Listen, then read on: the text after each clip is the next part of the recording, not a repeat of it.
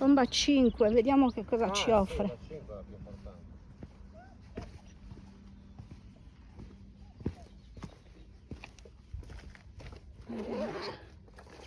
Qua è stato trovato uno scheletro.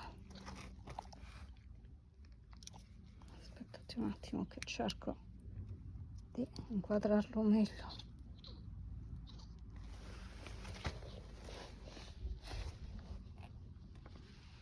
Questa chiaramente è la riproduzione, ma riproduce esattamente le cose che sono state trovate.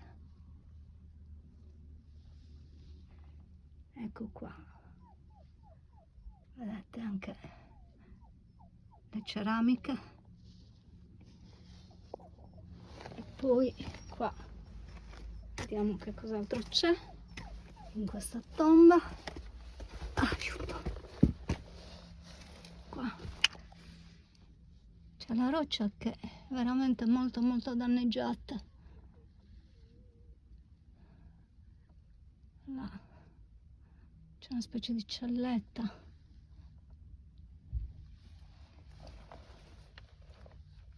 E poi là c'è un'altra apertura che adesso vado a vedere.